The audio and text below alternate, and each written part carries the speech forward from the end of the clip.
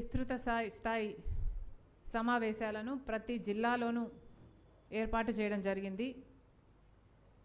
ప్రతి జిల్లాలోనూ కాంగ్రెస్ పార్టీ బలోపేతం కోసం అక్కడి కాంగ్రెస్ పార్టీ నాయకుల కార్యకర్తల సమావేశాలలో నాయకుల కార్యకర్తల సూచనలు వాళ్ళ అభిప్రాయాలను తీసుకోవడం జరిగింది. వాళ్ళకున్న ఇబ్బందులు కూడా వినడం జరిగింది. ఇలా ప్రతి జిల్లాలోనూ అంటే 26 జిల్లాలకు సంబంధించి అన్ని జిల్లాల నాయకుల కార్యకర్తల ఇబ్బందులు విన్నాం, వాళ్ళ సూచనలు తీసుకున్నాం. కాంగ్రెస్ పార్టీ ఎలా ముందుకు వెళ్ళాలి అన్న విషయాలపై సుదీర్ఘంగా చర్చించడం జరిగింది. దాదాపు 2500 కిలోమీటర్లు ఈ జూన్ నెలలోనే నేను పర్యటించాను. కాంగ్రెస్ పార్టీ అధ్యక్షురాలిగా ప్రతి జిల్లాలోనూ వారి సూచనలన్నీ సేకరించడానికి, వారి అభిప్రాయాలను వినటానికి నేనే ప్రతి జిల్లాలోనూ ఈ సమావేశాన్ని ఏర్పాటు చేయడం జరిగింది. విజయవంతం చేసిన అన్ని జిల్లాల డిసిసిలకు, కోఆర్డినేటర్లకు, కార్యకర్తలకు అందరికీ కూడా మరొకసారి కృతజ్ఞతలు చెప్పుకుంటున్నాం. ఇలా ప్రతి జిల్లాలోనూ మాట్లాడిన ముఖ్యమైన అంశం కాంగ్రెస్ పార్టీ బలోపేతం. నిజంగానే కాంగ్రెస్ పార్టీని బలోపేతం చేసుకోవాల్సిన అవసరం ఎంతైనా ఉంది. ఈ అవసరం ఒక్క కాంగ్రెస్ పార్టీది మాత్రమే కాదు, నిజానికి ఈ అవసరం ఆంధ్ర రాష్ట్రానికి ఉంది. ఎందుకంటే ఈరోజు ఒక కాంగ్రెస్ పార్టీ మాత్రమే రాష్ట్ర ప్రయోజనాల కోసం నిజాయితీతో పోరాటం చేస్తున్న పార్టీ. మనకు విభజన హక్కులలో 11 సంవత్సరాలుగా మోడీ గారు, బీజేపీ సర్కార్ కేంద్రంలో ఉండి కూడా ఒక్కటంటే ఒక్క విభజన హామీ కూడా ఇంతవరకు ఆంధ్ర రాష్ట్ర ప్రజల చేతుల్లో పెట్టింది లేదు. మరి అలాంటప్పుడు ఇటు అధికార పక్షంలో ఉన్న చంద్రబాబు గారైనా, పవన్ కళ్యాణ్ గారైనా, లేక ప్రతిపక్షంలో ఉన్న జగన్మోహన్ రెడ్డి గారైనా ఒక్కరంటే ఒక్కరు కూడా బీజేపీ పార్టీని ప్రశ్నించే స్థితిలో లేరు. ఎందుకంటే వీళ్ళందరూ కూడా బీజేపీకి తొత్తులుగా మారిన వారే, ఏదో ఒక రకంగా పొత్తులు పెట్టుకున్నవారే. జగన్మోహన్ రెడ్డి గారు అక్రమ పొత్తు పెట్టుకున్నారు. ఇక చంద్రబాబు గారు, పవన్ కళ్యాణ్ గారు అయితే ఏకంగా కూటమి కట్టారు. ఒక్క కాంగ్రెస్ పార్టీ మాత్రమే ఈరోజు బీజేపీని నిలదీయగలగా ఏకైక సత్తా ఉన్న పార్టీ ఒక్క కాంగ్రెస్ పార్టీగా మాత్రమే మిగిలింది. మరి చంద్రబాబు గారు 11 సంవత్సరాలుగా బీజేపీ మనకు ఒక్కటంటే ఒక్క విభజన హామీ కూడా ఇవ్వని నేపథ్యంలో మోడీ గారు ప్రత్యేక హోదా 10 సంవత్సరాలు ఇస్తామని తిరుపతి సాక్షిగా చెప్పి కూడా దాన్ని విస్మరించారు. అయినా కూడా చంద్రబాబు గారు ఈ రోజుటి వరకు మద్దతు ఇస్తూనే ఉన్నారు. కేంద్రంలో బీజేపీ అధికారంలో ఉంది అంటే దానికి కారణం ఆంధ్ర రాష్ట్ర ప్రజలు వేసిన ఓట్లు. చంద్రబాబు గారు ఆంధ్ర రాష్ట్ర ప్రజలు ఇచ్చిన ఓట్లని, ఎంపీలని, ఈ బలాన్ని తీసుకెళ్ళి మోడీ గారికి ఇస్తే ఈరోజు మోడీ గారి సర్కారు నిలబడింది. 11 సంవత్సరాలుగా మోడీ గారు ఏ ఒక్క హామీ నెరవేర్చలేదు.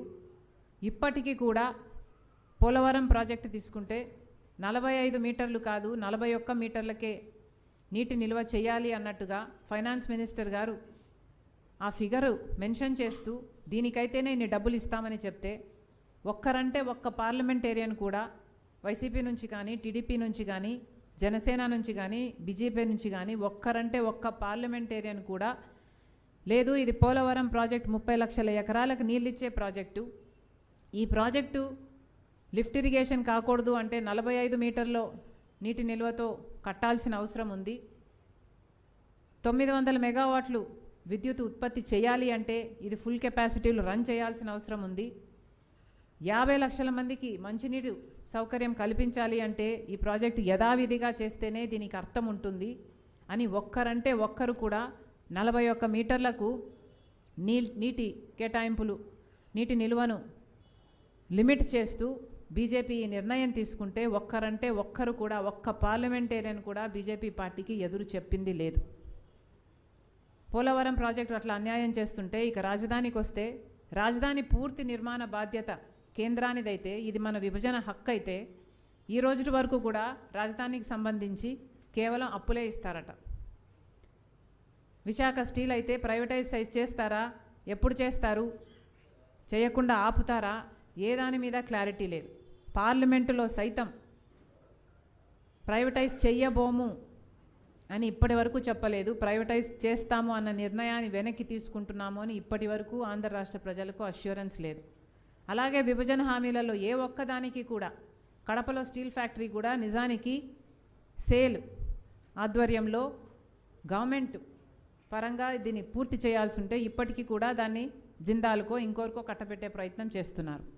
ఇలా ఉత్తరాంధ్ర అయినా లేకపోతే కారిడార్ అయినా లేకపోతే ఉత్తరాంధ్ర కింద రాయలసీమకి ఎకనామిక్ ప్యాకేజ్ అయినా ఒక్కటంటే ఒక్కటి కూడా మనకు ఒక్క హామీ కూడా బీజేపీ పార్టీ ఇంతవరకు నెరవేర్చకపోయినప్పటికీ కూడా బీజేపీ ప్రభుత్వం అధికారంలో ఉంది అంటే దానికి కారణం చంద్రబాబు గారు, పవన్ కళ్యాణ్ గారు బీజేపీకి ఇస్తున్న మద్దతు. వాళ్ళు కూటమి కట్టారు కాబట్టి బీజేపీకి వ్యతిరేకంగా మాట్లాడరు. ఇంకోవైపు జగన్మోహన్ రెడ్డి గారు ప్రతిపక్షంలో ఉన్నారు. ప్రతిపక్షంలో ఉండి రాజశేఖర్ రెడ్డి గారు ఏ బీజేపీ పార్టీని అయితే వ్యతిరేకించారో అదొక రైటిస్ట్ పార్టీ కాబట్టి మతం పేరుతో చిచ్చు పెట్టి ఆ మంటలో చలి కాచుకోవడం బీజేపీ సిద్ధాంతం కాబట్టి రాజశేఖర్ రెడ్డి గారు అన్ని వేదికల మీద బీజేపీని వ్యతిరేకిస్తే అదే బీజేపీ పార్టీకి జగన్మోహన్ రెడ్డి గారు గులాంగిరి చేశారు, మోడీకి దత్తపుత్రుడిగా మారాడు. మెడలు వంచి ప్రత్యేక హోదా తెస్తామన్న జగన్మోహన్ రెడ్డి గారు పూర్తిగా తమ మెడలను మోడీకి వంచేశారు. ఇప్పటి వరకు కూడా జగన్మోహన్ రెడ్డి గారు మోడీకి దత్తపుత్రుడుగానే వ్యవహరిస్తున్నారు. అధికారం లేనప్పటికీ కూడా ఇప్పటికీ బీజేపీకి వ్యతిరేకంగా జగన్మోహన్ రెడ్డి గారు ఏమీ మాట్లాడటం లేదు. గమనిస్తే మీరు చంద్రబాబుకి వ్యతిరేకంగా ప్రభుత్వానికి వ్యతిరేకంగా జగన్మోహన్ రెడ్డి గారు మాట్లాడుతున్నారు తప్పితే బీజేపీకి వ్యతిరేకంగా మోడీకి వ్యతిరేకంగా లేక మన విభజన హామీలకు అనుకూలంగా ఈ రోజు వరకు కూడా జగన్మోహన్ రెడ్డి గారు చాలా కేర్ఫుల్గా సెలెక్టివ్గా చంద్రబాబు గారిని టార్గెట్ చేస్తున్నారు తప్పితే బీజేపీకి వ్యతిరేకంగా మాట్లాడే దమ్ము జగన్మోహన్ రెడ్డి గారికి లేదు. ఈ నేపథ్యంలో బీజేపీని వ్యతిరేకించగలిగిన నిజాయితీ ఉన్న ఏకైక పార్టీ కాంగ్రెస్ పార్టీగా మిగిలింది. ఒక కాంగ్రెస్ పార్టీ మాత్రమే మన రాజ్యాంగాన్ని కాపాడుకోవాలని లేక విభజన హక్కులు సాధించుకోవాలని ఇలా ఏవైనా ప్రజల పక్షాన పోరాటం చేస్తున్న ఏకైక పార్టీ ఈరోజు మన రాష్ట్రంలో ఒక కాంగ్రెస్ పార్టీ మాత్రమే ఉంది. కాబట్టే ఈరోజు కాంగ్రెస్ పార్టీని బలోపేతం చేసుకునే దిశగా ప్రతి జిల్లాలోనూ ఈ కార్యక్రమం ఈ పర్యటన చేశాం. ప్రతి జిల్లాలోనూ వాళ్ళకున్న కార్యకర్తలకు నాయకులకు ఉన్న ఇబ్బందులు సూచనలు అన్నీ విన్నాం. ముందు కార్యాచరణ ఎలా ఉండబోవాలి అన్నది కూడా డిస్కస్ చేశాం. ఈ సందర్భంగా చెప్పాలనుకున్నది కాంగ్రెస్ పార్టీ రాబోయే 4 సంవత్సరాలలో చాలా సీరియస్గా పని చేయబోతుంది. ఈ 4 సంవత్సరాలు కాంగ్రెస్ పార్టీ బలోపేతం చేసుకోవడానికి దేవుడిచ్చిన అవకాశంగా భావించి ఎక్కడికక్కడ ప్రజా వ్యతిరేక సిద్ధాంతాలపై విధానాలపై ప్రభుత్వం మీద బీజేపీ మీద పోరాటాలు ముమ్మరం చేసే దిశగా మేమందరము కృషి చేయబోతున్నాం. ఈ వేదికగా కాంగ్రెస్ పార్టీ హెడ్ క్వార్టర్ నుంచి కాంగ్రెస్ పార్టీ అధ్యక్షురాలిగా నేను ఒక బహిరంగ అపీల్ చేస్తున్నా. అదేమిటంటే కాంగ్రెస్ పార్టీ సిద్ధాంతాల మీద గౌరవం ఉన్నవాళ్ళు, కాంగ్రెస్ పార్టీ నాయకత్వం మీద నమ్మకం ఉన్నవాళ్ళు, రాజకీయ ఆకాంక్షలు ఉన్నవాళ్ళు ఫ్యూచర్లో ఎమ్మెల్యేలు కావాలనుకుంటున్న వాళ్ళు కాంగ్రెస్ పార్టీని బలోపేతం చేయటానికి వాళ్ళు ముందుకొచ్చి వాళ్ళ రీసోర్సెస్ వాళ్ళ టైంని కాంగ్రెస్ పార్టీకి కేటాయించగలిగితే ఫ్యూచర్లో వాళ్ళు పోటీ చేయడానికి ఎమ్మెల్యేలుగా అవకాశం ఇవ్వటానికి కాంగ్రెస్ పార్టీ వాళ్ళకు ఒక ప్లాట్ఫామ్ ఇవ్వడానికి రెడీగా ఉన్నాం. ఇది ఎందుకు చెప్పాల్సి వస్తుంది అంటే నిజానికి కాంగ్రెస్ పార్టీ నాయకులు కార్యకర్తలు చాలా కమిట్మెంట్తో కూడిన వాళ్ళు, చాలా సిన్సియారిటీ ఉన్నవాళ్ళు. ఇన్ని సంవత్సరాలు కాంగ్రెస్ పార్టీ కష్టకాలంలో ఉన్నప్పుడు కాంగ్రెస్ పార్టీ జెండాను మోసిన వాళ్ళు, కాంగ్రెస్ పార్టీని తమ భుజాన మీద ఎత్తుకొని నడిచిన వాళ్ళు. ఈ రోజుటి వరకు కూడా కాంగ్రెస్ పార్టీ అంటే ప్రాణం పెట్టేవాళ్ళు చాలామంది ఉన్నారు. కాంగ్రెస్ పార్టీ నాయకులు కార్యకర్తలు ప్రతి జిల్లాలోనూ వాళ్ళ తపన చూస్తుంటే నిజంగా వీళ్ళలో ఇంత కమిట్మెంట్ ఇంత కాలం నుంచి వీళ్ళు క్యారీ ఆన్ చేశారు అంటే చాలా ఆశ్చర్యంగాను చాలా సంతోషంగాను అనిపించింది. వీళ్ళే కాదు, కాంగ్రెస్ పార్టీకి లక్షల మంది అభిమానులు ఉన్నారు. రాజశేఖర రెడ్డి గారి పథకాల వల్ల లబ్ధి పొందిన వాళ్ళు ఉన్నారు. అంతేకాదు కాంగ్రెస్ పార్టీకి ప్రభుత్వం వస్తుంది అంటే అవకాశం ఇవ్వడానికి, ఆ ఆపర్చునిటీ ఉంది అంటే అవకాశం ఇవ్వడానికి సిద్ధంగా ఉన్నవాళ్ళు కోట్లల్లో ఉన్నారు. నిజానికి కాంగ్రెస్ పార్టీ నిజాయితీ గల పార్టీ అని, మంచి పార్టీ అని, అధికారంలో ఉంటే మంచి చేస్తుంది అన్న నమ్మకం కోట్ల మంది ప్రజలకు ఉంది. కాంగ్రెస్ పార్టీ కార్యకర్తలు నాయకులు ఈ రోజుటి వరకు కూడా మనసు నిండా కాంగ్రెస్ పార్టీ చేసిన మంచి పనులు నింపుకొని ఉన్నారు. స్వాతంత్రం తెచ్చింది కాంగ్రెస్ పార్టీ, ఆ తర్వాత దేశాన్ని కట్టింది కాంగ్రెస్ పార్టీ. ఈ కాంగ్రెస్ పార్టీ కోసం గాంధీ గారు అయితేనేమి, నెహ్రూ గారు అయితేనేమి, ఇందిరాగాంధీ గారు అయితేనేమి, రాజీవ్ గాంధీ గారు అయితేనేమి, రాజశేఖర రెడ్డి గారు అయితేనేమి, ఇలా ఎంతోమంది ప్రాణత్యాగాలు చేశారు వాళ్ళ పదవుల్లో ఉంటూ. సోనియా గాంధీ గారి లాంటి వాళ్ళు ప్రధానమంత్రి పదవులను సైతం త్యాగం చేశారు. రాహుల్ గాంధీ గారు వేల కొద్ది కిలోమీటర్ల పాదయాత్ర చేశారు. ఈ రోజు వరకు చిత్తశుద్ధితో ప్రజల కోసం, రాజ్యాంగం కోసం కొట్లాడుతున్నారు. ఇలా కాంగ్రెస్ పార్టీ కార్యకర్తలు అయితేనేమి, కాంగ్రెస్ పార్టీ అభిమానుల్లో అయితేనేమి, ఇవన్నీ ప్రతిరోజు అనుకునే అంశాలు, వాళ్ళు గౌరవించే అంశాలు. కాబట్టి కాంగ్రెస్ పార్టీ కార్యకర్తల్లో నాయకుల్లో కమిట్మెంటు, సిన్సియారిటీ ఇవన్నీ లేక కాదు, మెండుగా ఉన్నాయి, చాలా మెండుగా ఉన్నాయి. కానీ కాంగ్రెస్ పార్టీకి లేనిది రీసోర్సెస్.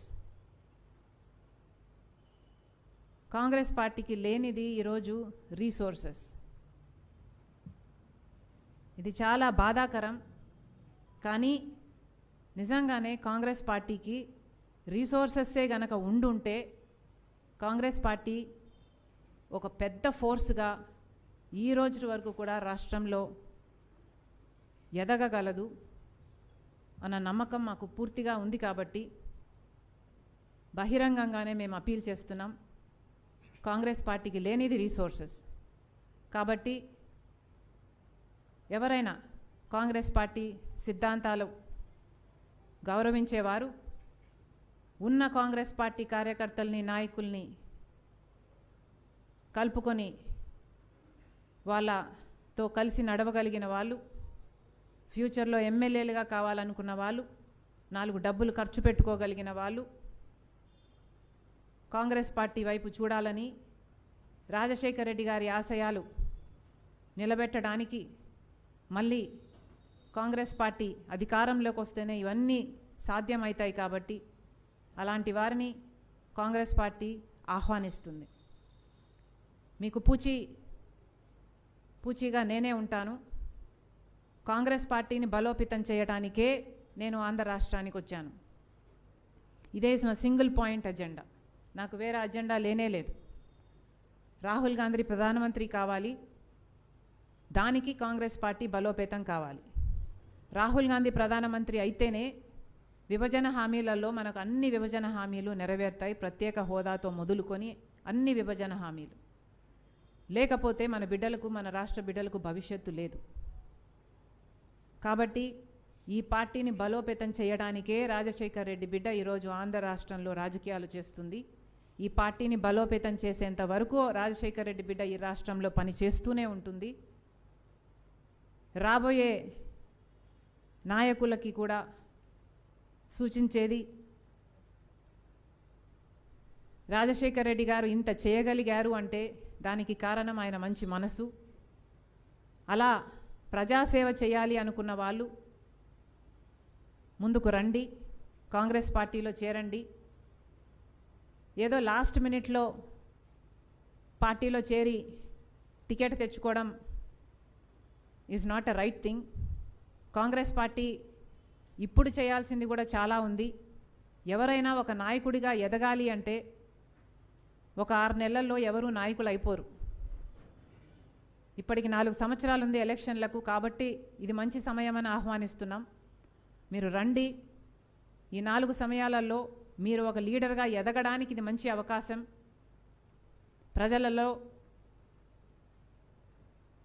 మీ పేరు నానాలి, ప్రజల మధ్య మీ ముఖం కనిపిస్తూ ఉండాలి.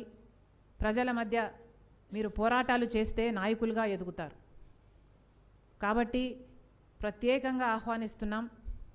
కాంగ్రెస్ పార్టీ కోసం, ఈ సిద్ధాంతాల కోసం, రాజశేఖర్ రెడ్డి గారి ఆశయాల కోసం నిలబడాలి అనుకున్న వాళ్ళు, ఫ్యూచర్లో లీడర్లుగా, ఎమ్మెల్యేలుగా కావాలనుకుంటున్న వాళ్ళు, కాంగ్రెస్ పార్టీ మనస్ఫూర్తిగా మిమ్మల్ని ఆహ్వానిస్తుంది.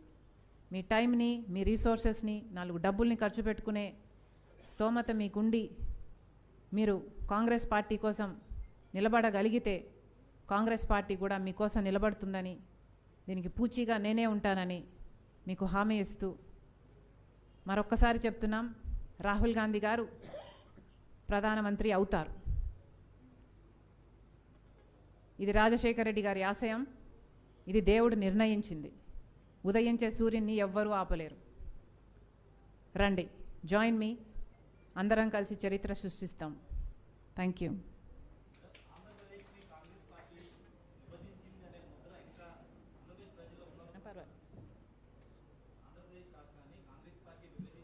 మన దేశంలో ఏదైనా ఒక పార్టీ చేసేయగలదా? బీజేపీ మద్దతు ఇవ్వలేదా? నేను చిన్నమ్మని అని చెప్పుకున్నారు బీజేపీ నాయకులు. ఇవ్వలేదా బీజేపీ మద్దతు? చంద్రబాబు గారు లేక ఇవ్వలేదా? ఎందుకండి మా మీద వేస్తారు? This is not right. This is not right. ఆ రోజు అందరూ కూడా అంగీకరిస్తేనే విభజన జరిగింది. కానీ దురదృష్టం ఏమిటంటే విభజన జరిగిన తర్వాత కాంగ్రెస్ పార్టీ అధికారంలోకి రాలేదు. ఆ రోజే కాంగ్రెస్ పార్టీ అధికారంలోకి వచ్చుంటే ఈ పార్టీకి విభజన హామీల్లో మొత్తం అన్నీ నెరవేర్చేది కాంగ్రెస్ పార్టీ. దురదృష్టం ఏమిటంటే రాష్ట్రంలో, కేంద్రంలో ఆ రోజు కాంగ్రెస్ పార్టీ అధికారంలోకి మళ్ళీ రాలేకపోయింది. అది ఇంకా సాడ్ పార్ట్.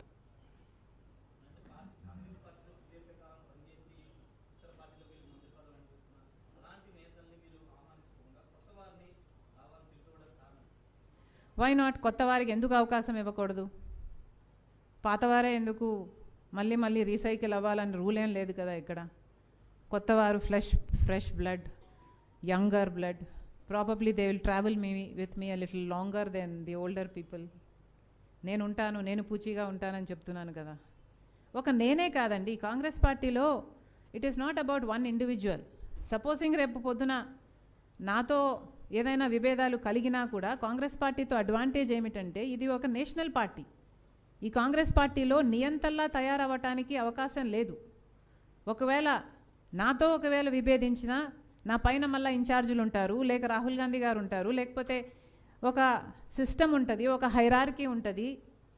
దీంట్లో ఎదగడానికి అవకాశం ఉంటుంది, ట్రాన్స్పరెన్సీ ఉంటుంది, దీంట్లో లిబర్టీ ఉంటుంది, దీంట్లో డెమోక్రసీ ఉంటుంది, దీంట్లో చాలా అడ్వాంటేజెస్ ఉన్నాయి. ముఖ్యంగా ఏమిటంటే Congress party most secular party. ఇక్కడ మతాలకు, కులాలకి అన్నీ సమానంగానే ఉంటాయి. డబ్బులు ఉన్నవాళ్ళు, లేనివాళ్ళు సమానంగానే ఉంటారు. భాషలు, ప్రాంతాలు ఇలాంటివి ఏవి విభేదాలు చూపరు. కాంగ్రెస్ పార్టీ ఎథికల్గా కూడా చాలా మంచి పార్టీ, మారల్స్ ఉన్న పార్టీ. బీజేపీ లాగా ఒక రైటిస్ట్ పార్టీ కాదు, లేక బీఆర్ఎస్ లాగా, లేకపోతే జగన్మోహన్ రెడ్డి గారి లాగా, లేకపోతే ఇలాంటి రీజనల్ పార్టీస్ లాగా నియంతల్లా తయారయ్యే అవకాశం కాంగ్రెస్ పార్టీలో లేదు. And that's a good thing. It will be a fresh Congress. What about the older leaders? Older leaders are always there. We are all there, including me. I am there to support the ones that are coming up. The only thing Congress party lacks today is the resources. And we all know today how important resources are. నేను చెప్పనంత మాత్రాన అది కాకుండా పోదు. ఈరోజు నేను బహిరంగంగా చెప్తున్నాను అంటే దానికి కారణం ఇది వాస్తవం. నేను ఒప్పుకున్నా, మీరు ఒప్పుకున్నా, మీకు నచ్చినా నచ్చకపోయినా, కాంగ్రెస్ పార్టీలో వాళ్ళకు కూడా చాలామందికి నచ్చినా నచ్చకపోయినా ఇది వాస్తవం. కాంగ్రెస్ పార్టీకి అన్నీ ఉన్నాయి. తెలివి ఉంది, కమిట్మెంట్ ఉంది, సిన్సియారిటీ ఉంది, లాయలిటీ ఉంది, అన్నీ ఉన్నాయి. ఒక రీసోర్సెస్ తప్పితే కాంగ్రెస్ పార్టీకి లేనిదంటూ లేదు. లీడర్లు ఉన్నారు, ఎక్స్పీరియన్స్ ఉంది, అన్నీ ఉన్నాయి. కాబట్టి అడుగుతున్నాం, కొత్త నాయకులు రావాలి అనుకుంటే, ఎమ్మెల్యేలు కావాలి అనుకుంటే, Congress party with open hands we are inviting you, we are giving you the opportunity, we are willing to give you the platform. Please అందరం కలిసి for a better tomorrow, for a better India, let's come together. Thank you.